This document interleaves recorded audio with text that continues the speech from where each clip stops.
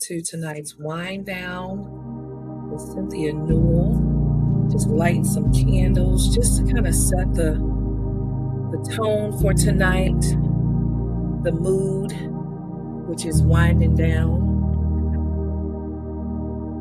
So tonight we're talking about our strengths. And when I thought about this morning's journaling topic, its focus was clarifying your strengths. And I just want to invite you to consider, to think about, who do your dreams say that you are? What strengths do you see in your dreams coming from you? You can gain clarity about your strengths, your abilities, your skills, your talents through your dreams. So paying attention to our dreams is a very good way to understand who we are, the depths at a soul level, who we are. If we were to reflect for a moment on a dream, or maybe a series of dreams that depicted you exhibiting certain behaviors or saying specific words, those could be used as,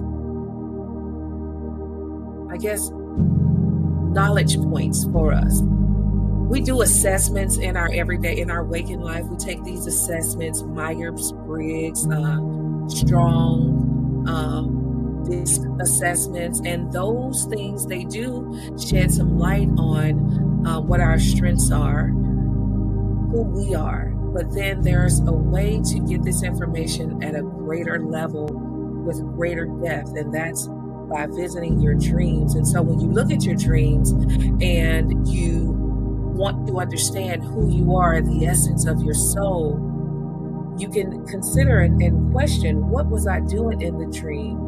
What was I saying? Knowing our strengths and operating in them fully changes the way we show up in life. You know, being here tonight in this space, knowing that understanding the language of dreams is a strength of mine, I can show up in this space confident. And as a result of my experience with dreams, I can show up assured, knowing that I know what I'm talking about. So just a food for thought, some good tea. And speaking of tea, tonight I am sipping on some honey chamomile tea, which is very relaxing. It soothes you, it calms you down, and it just kind of takes you on into peaceful rest. But a food for thought, while the world tells us to focus on our weaknesses or our areas of opportunities, I've personally learned that building your strengths and strengthening those muscles, they will help us show up in life more confident and self-assured. So you want to use your dreams to envision a life that's free of inner turmoil and full of joy. And understanding who we are at the depths of our very being is one of the ways that we can be free from that inner turmoil. And so be proud of your strengths, walk in your strengths, use them powerfully to create a life that you love waking up to, because you deserve it. And so that's my tea for tonight. I hope that you have sweet dreams, and I bid you a good night. Oh, before we go, if you are a dreamer and you want to share your story about how your dreams may have informed your life, maybe you had a dream about something before it happened.